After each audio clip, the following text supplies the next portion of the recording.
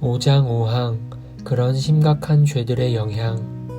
더욱이 그런 큰 죄들은 하나님을 매우 크게 불쾌하시게 하며 죽음의 죄책을 지며 성령님을 근심하시게 하고 믿음의 발휘를 한동안 가로막고 그들의 양심을 심히 상하게 하며 때로 하나님의 은혜를 한동안 느끼지 못하게 하는데, 이는 그들이 간절한 회개로 바른 길로 돌아가고 하나님께서 다시 그 아버지 같으신 얼굴을 그들에게 비추실 때까지다. 해설입니다. 신자는 믿음의 발휘 또는 믿음의 행동을 한동안 전혀 하지 않을 수도 있습니다. 하나님의 백성이 이전에는 결코 믿음을 가진 적이 없었을까봐 두려워하는 것은 놀랄 일이 아닙니다. 회개하지 않고 죄가 계속되는 한 하나님의 백성의 양심은 고소합니다. 신조가 말하듯 하나님의 은혜를 한동안 느끼지 못할 수 있습니다. 다윗이 자신의 죄책감을 억누르는 동안 이런 상태였습니다. 나단이 와서 다윗의 어리석음을 보여줄 때까지 다윗은 하나님의 무거운 손이 자신을 누르시는 것을 느꼈습니다. 당신이 그 사람이라 고 선지자 나단이 말했고, 다윗은 그 고소를 기억하며 집으로 돌아왔고 그 고소가 다윗을 회개로 인도했습니다. 제가 무슨 말을 하는지 알고 있습니까?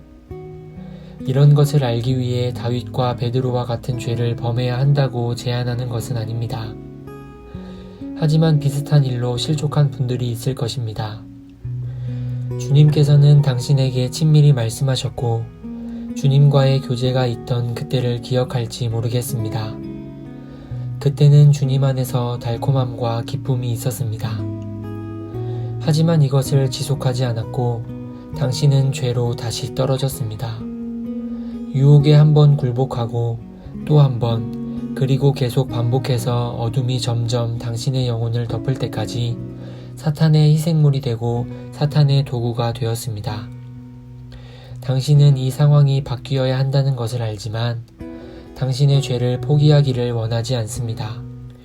당신 행동에 대해 온갖 변명을 다 만들어냅니다. 그러나 당신에게 말하겠습니다. 회개하며 죄를 포기하지 않고 변명만 하는 한 하나님의 얼굴은 당신에게 가려져 있을 것입니다. 당신이 회개의 자리로 나오지 않는 한 하나님께서는 하나님의 사랑과 은혜로 당신에게 되돌아오지 않으실 것이며 하나님의 용서하심을 맛보게 해주지 않으실 것입니다. 회개하지 않고 변명만 하면서 죄를 포기하지 않는 한 아무도 성도의 견인교리로 당신을 위로하지 못하게 하십시오. 당신 삶에서 아무 변화도 없다면 적어도 당신은 전혀 성도가 아닐 가능성이 있습니다. 이것은 매우 놀랍고 두려운 가능성입니다. 그러므로 성도의 견인교리의 위로는 회개를 통해서만 경험할 수 있습니다. 간음죄로 떨어진 것보다 다윗의 삶에서 더 중요한 것이 있습니다. 다윗이 회개한 것입니다. 베드로의 삶에서도 역시 베드로가 그리스도를 부인한 것보다 더 중요한 것이 있습니다. 참으로 심히 통곡한 것입니다.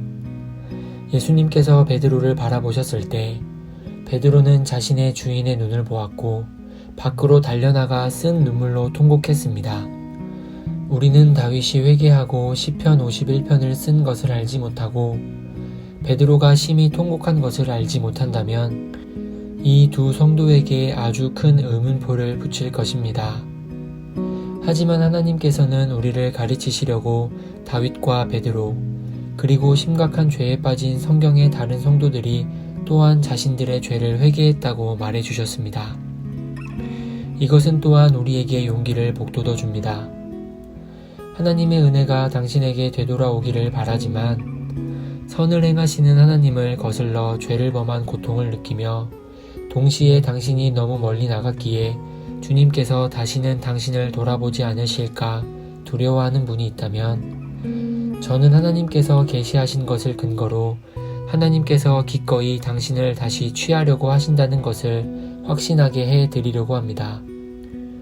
하나님께서 옛 언약 백성에게 말씀하셨습니다. 우리 하나님께서는 자비하신 하나님이십니다. 이것은 돌아온 탕자의 비유에서 가장 분명히 그려집니다. 탕자가 돌아왔을 때 아버지가 서 있었습니다. 탕자를 보고서 아버지는 달려나가 아들을 껴안았습니다. 이 모습은 돌아오는 아들을 받으시려는 아버지의 간절한 마음을 드러냅니다. 우리 죄의 문제는 금방 해결될 수 있습니다. 즉각적으로 일어날 수 있습니다. 이것은 시편 32편 5절에 나와 있습니다. 내가 이르기를 내 허물을 여호와께 자복하리라 하고 주께 내 죄를 아뢰고 내 죄악을 숨기지 아니하였더니 곧 주께서 내 죄악을 사하셨나이다. 다윗이 자기 죄를 아뢰기로 했을 때 주님께서는 다윗의 죄악을 즉시 사해 주셨습니다. 주님께서는 다윗을 보호관찰에 처하지 않으셨습니다. 주님께서는 다윗의 마음에서 깊은 회한과 죄를 자복하려는 마음을 보시자마자 그 자리에서 다윗을 용서하셨습니다. 이것은 주님께서 얼마나 기꺼이 용서하기를 원하시며 은혜로우시며 자비로우신지를 우리에게 보여줍니다. 하나님의 자녀 여러분, 당신은 다른 이들보다 낫지 않습니다. 결코 당신 자신의 힘을 자랑하지 마십시오. 우리가 넘어지지 않을 것으로 생각하면 우리는 분명 넘어질 것입니다. 조심하십시오. 사도는 선줄로 생각하는 자는 넘어질까 조심하라고 고린도전서 10장 12절에서 경고했습니다. 당신은 다윗과 베드로와 다른 성도들의 슬픈 실족과 같은 약하고 부패한 마음을 가지고 있습니다.